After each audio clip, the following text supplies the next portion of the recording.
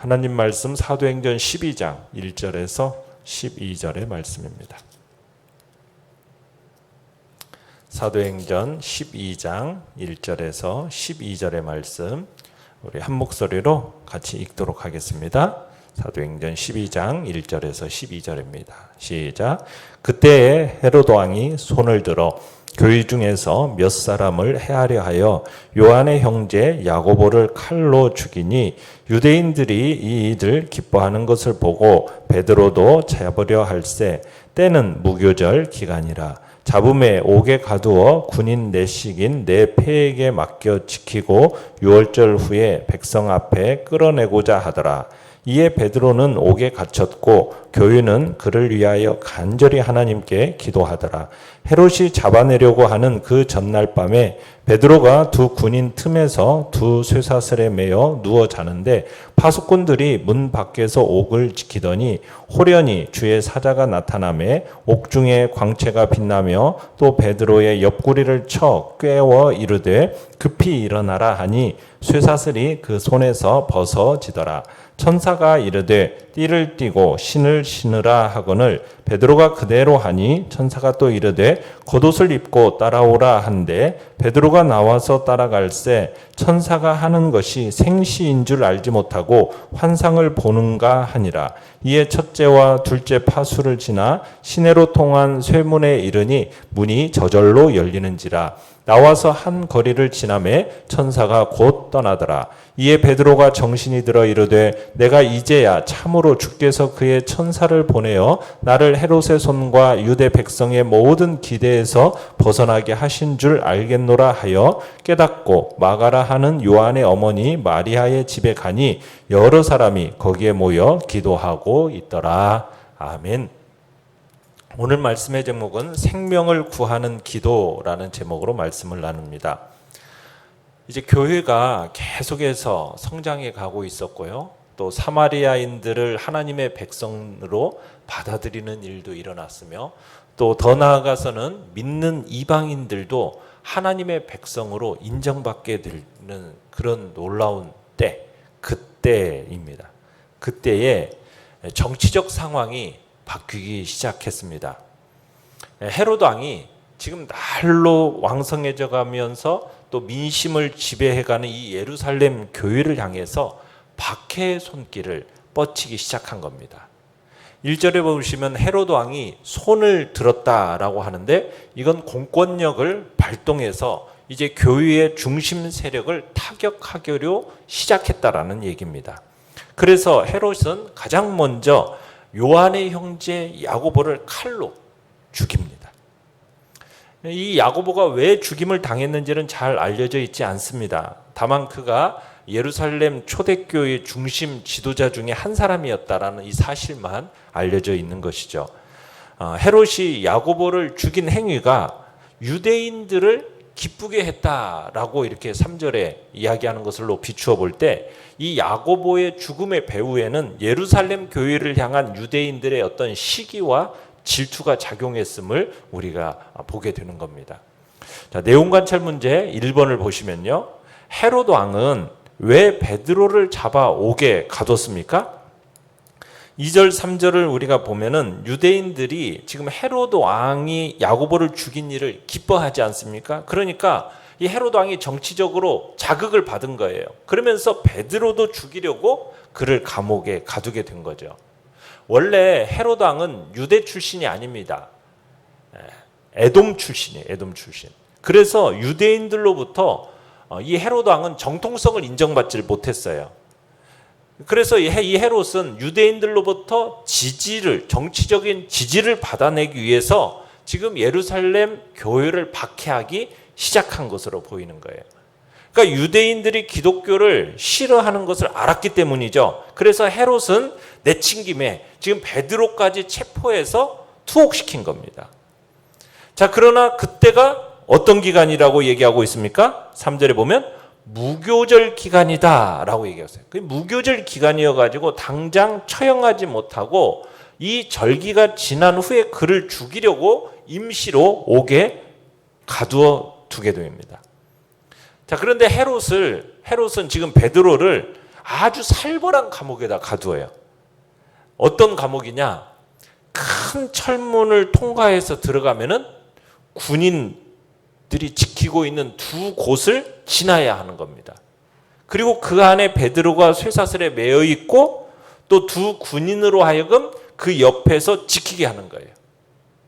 그러니까 간수 4명씩 4조로 지금 나눠서 지켰다라고 지금 4절에 얘기하고 있지 않습니까?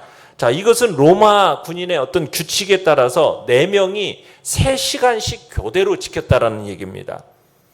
자, 베드로가 여기서 풀려나려면요, 쇠사슬을 풀어야 됩니다. 그리고 자기 옆에 지금 있는 두 군인을 죽여야 되는 것이고요.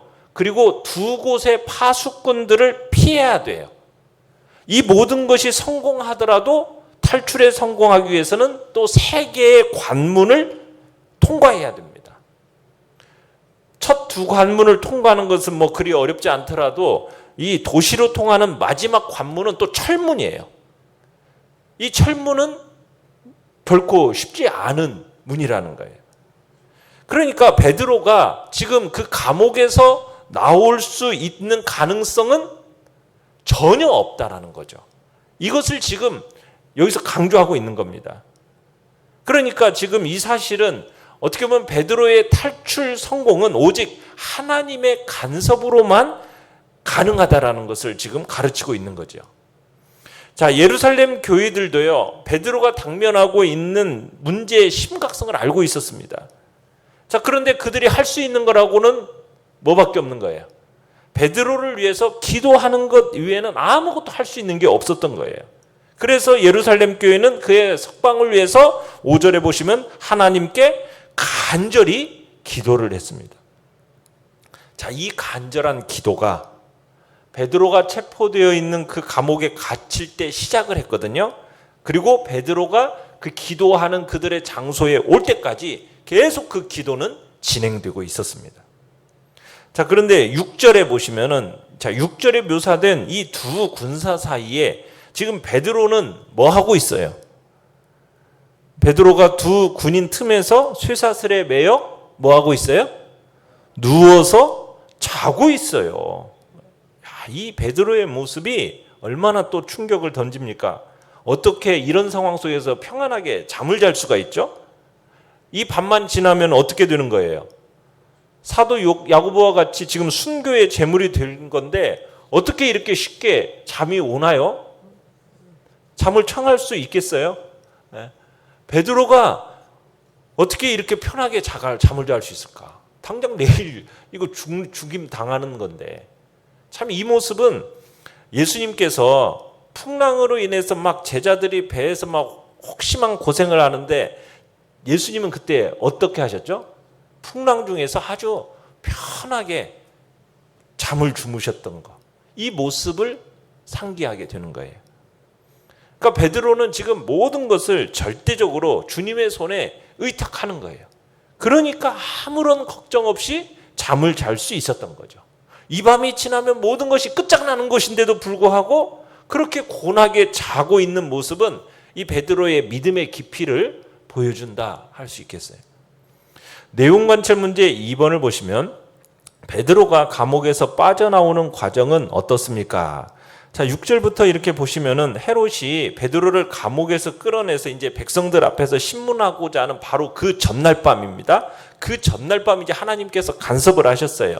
자, 파수꾼들이 문 밖에서 옥을 지키고 있습니다.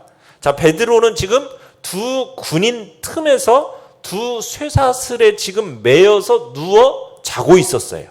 자, 그런데 호련히 빛난 광채를 입은 주의 사자가 딱 나타나더니 감옥을 환히 비추는 것이 아니겠습니까? 그리고는 잠자고 있던 베드로의 옆구리를 탁 쳐가지고 깨웁니다. 그러면서 급히 일어나라 하면서 다그칩니다.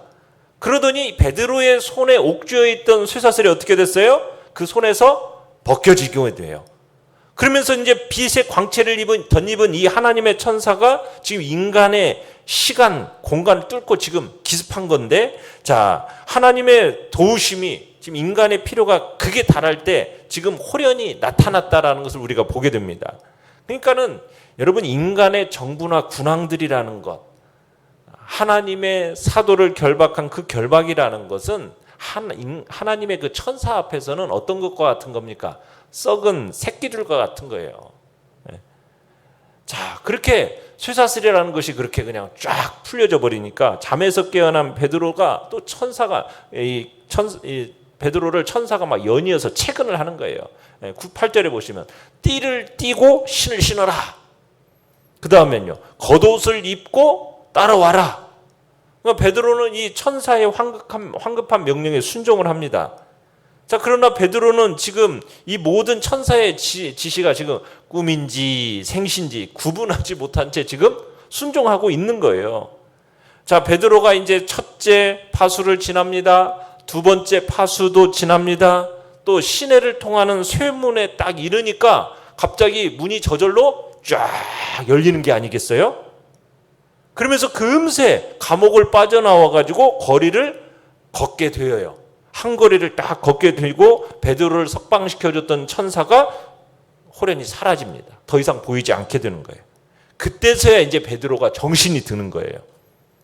아, 하나님께서 자기를 헤롯의 손에서 벗어나게 해주셨구나. 이것을 알게 된 거예요.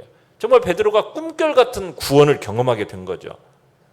참, 여기에서 우리는 음부의 권세를 압도하는 그 하나님 나라의 위력을 보게 되는 겁니다. 다시 한번 세상의 군왕들, 관원들, 그들의 쇠사슬에 매일 수 없는 복음의 위력을 간접적으로 경험하게 되는 거죠. 그러니까 하나님이 헤롯의 계획을 꺾으시고 교회를 향한 하나님의 뜻을 이루고 계시는 겁니다. 아무리 견고하고 높은 철문이라 할지라도 하나님의 계획 앞에서는 다 무너지게 되어 있는 거예요. 자, 연구와 묵상 문제 3번입니다. 누가가 베드로의 탈옥 과정을 설명하면서 성도들이 기도하고 있었다라는 사실을 반복해서 기록한 이유는 무엇입니까? 자, 5절에 보시면은 베드로가 옥에 갇혔고 교회는 그를 위하여 뭐 했더라? 간절히 하나님께 기도했다. 자, 그리고 12절도 가보시면, 자, 마가라 하는 요한의 어머니 마리아의 집에 가니 여러 사람이 거기 모여 뭐 하고 있더라? 기도하고 있었더라. 그러니까 하나님께서는 지금 예루살렘 교회의 이 간절한 중보의 기도를 들으시고 베드로의 생명을 구원하셨다라는 것을 지금 강조하고 있는 겁니다. 그래서 기록하고 있는 거예요. 그러니까 교회는 베드로를 구하기 위해서요, 어떤 인간적인 수단을 강구하지 않았습니다. 교회가 베드로를 위해서 한 일이라고는 하나님께 간절히 기도하는 일이었어요. 인간적으로 따진다면은 어떻게 보면 얼마나 무대책적인 일입니까? 그런데 교회는 끝내 기도만을 고집했고 기도 이 일은 생각하지도 않았어요. 왜 그랬어요? 지금 고난 속에서 성도가 취할 수 있는 가장 큰 무기는 무엇입니까? 기도예요. 기도. 기도밖에는 없다는 것을 잘 알았기 때문입니다. 여러분, 기도라는 것은 어떤 나약한 사람이 뭐 마지막에 붙잡는 지푸라기 같은 게 아니에요. 종교개혁자 마틴 루터가 이렇게 얘기했습니다. 기도는 교회의 가장 강한 벽이고 요새이다. 그것은 기독교의 뛰어난 무기이다. 이렇게 말을 했습니다. 기도는 성도만이 지닐 수 있는 세상에서 가장 강력한 무기입니다. 그래서 예루살렘 교회는 그렇게 강청하는 기도, 간절한 기도, 포기하지 않는, 끝까지 하는 기도를 올려드렸던 거예요. 교회가 기도하고 있는 시간, 그리고 베드로가 감옥으로부터 풀려나는 시간, 여러분 동시적으로 나타났다는 거 여러분 보이십니까? 기도하는 그 시간 동안에 베드로가 풀려나는 역사가 그 기도 시간에 일어난 거예요. 기도가 5절에 그 기도가 교회 안에 이루어지고 있을 때 6절 이하의 사건들이 일어났다라는 거 우리가 기억해야 됩니다. 그러니까 기도는 성도가 고난 속에서 취할 수 있는 최선의 태도라는 거 우리가 기억해야 되는 것이죠. 느낀 점 4번입니다. 예루살렘 교회의 중보 기도를 통해 베드로가 생명을 구한 것을 보며 무엇을 느낍니까? 자, 성도의 모든 구원과 성공 뒤에는 반드시 뭐가 있더라? 기도가 있다라는 것을 우리가 느끼게 되는 거죠.